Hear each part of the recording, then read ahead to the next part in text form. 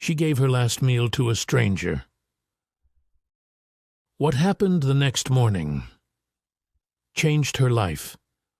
What you're about to hear is a story about how a single act of kindness, made in a moment of exhaustion and desperation, rewrote the entire future of a woman who felt like the world had given up on her. And it all began on a freezing night in a quiet American town, when Marissa Cole walked home, gripping a small paper bag that held the last meal she could afford. Marissa wasn't the kind of person to complain.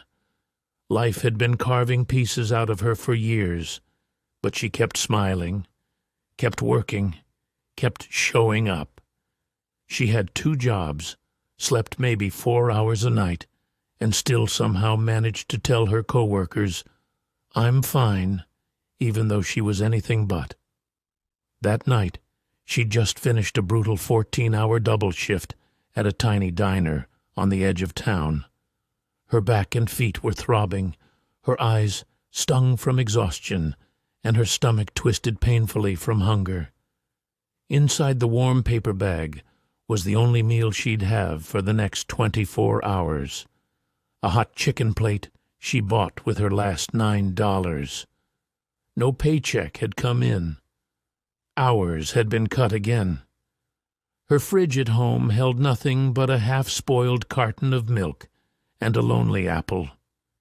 This meal was all she had.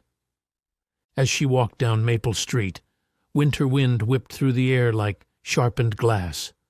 Snow clung to street corners, and the old streetlights buzzed quietly, flickering like they were fighting sleep too.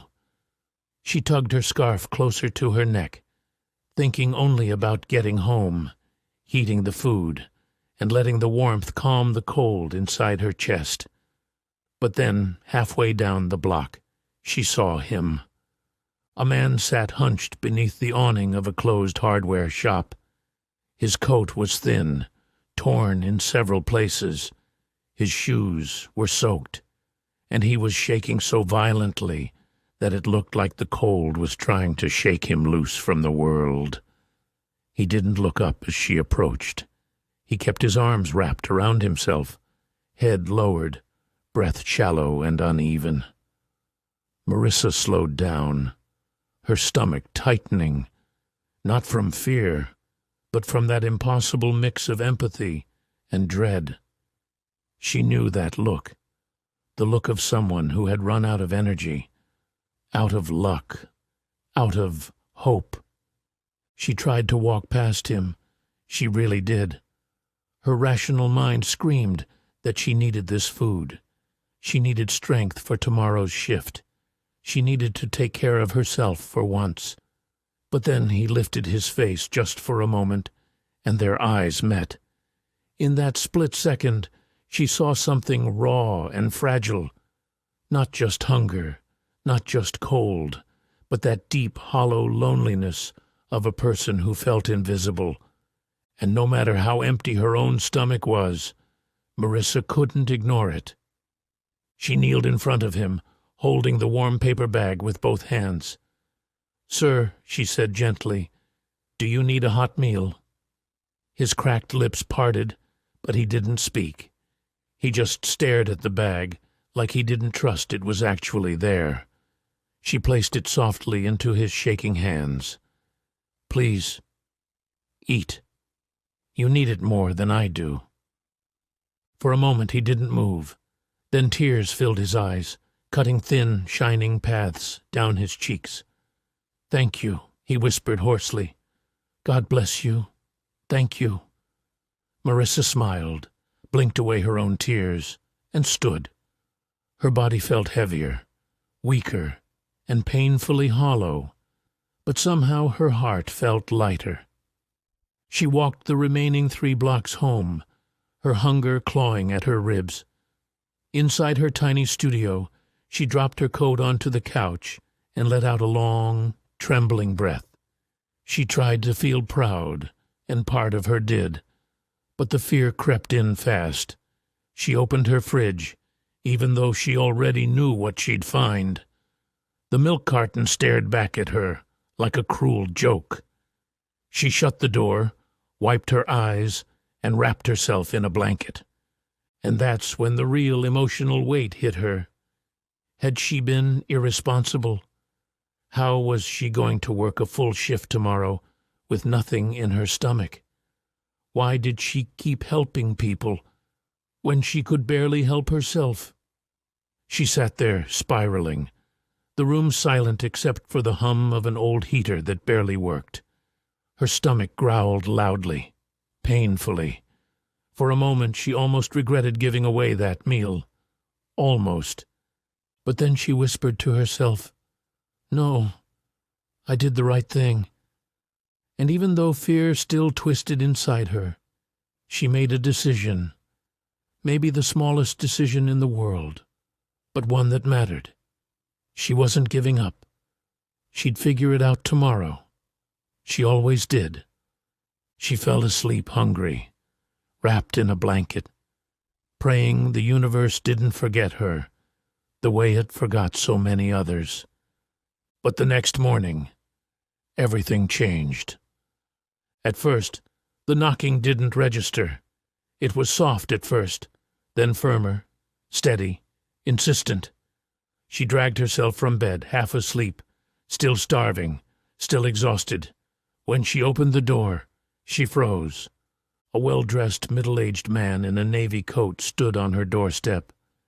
Next to him was a woman with a clipboard. Behind them, a black SUV idled at the curb. "Good morning," the man said warmly. "Are you Marissa Cole?" She nodded, confused. "Ma'am, my name is Officer Raymond DeWitt. I'm with County Services. We were asked to deliver something to you." Before she could even ask what was happening, he handed her a sealed envelope. The woman beside him added, "This was left for you last night by someone who said you'd understand why." Marissa's eyes widened. "The man from Maple Street. Is he okay?" The officer nodded. "He's safe.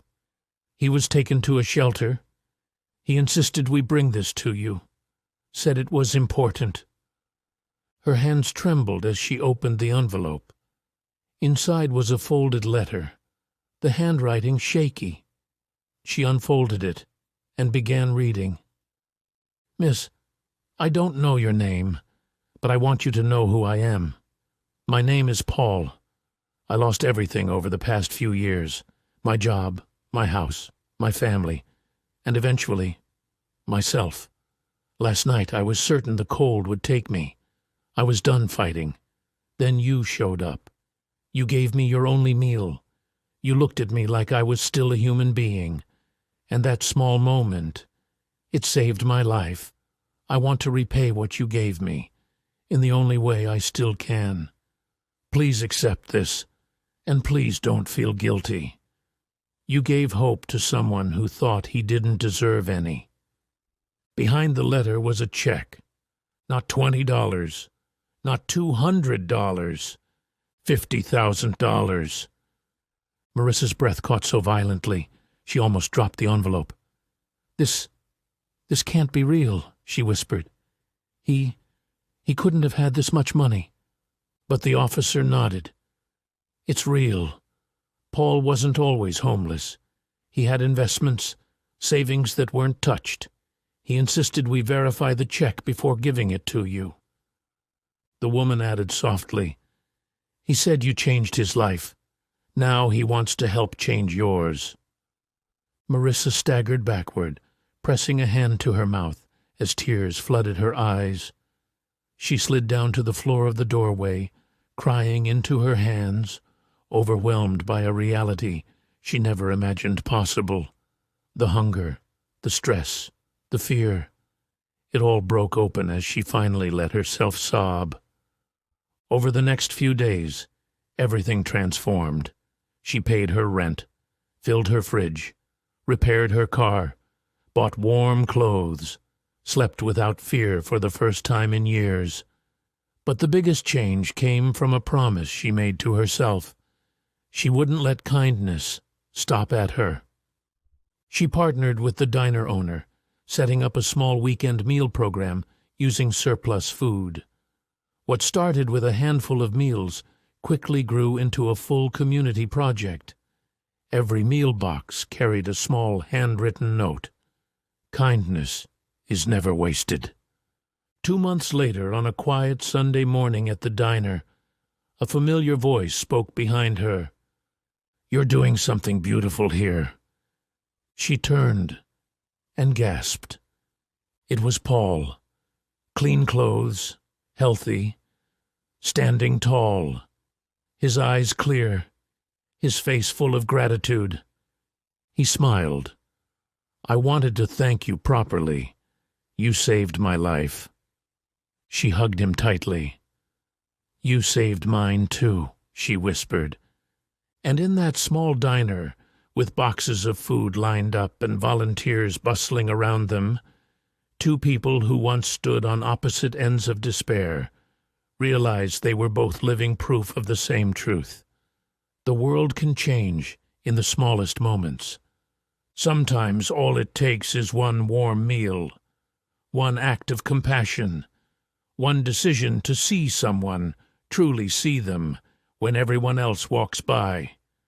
And if this story moved you, or reminded you that good people still exist, make sure you like this video, hit that subscribe button, and share this with someone who might need a little hope today.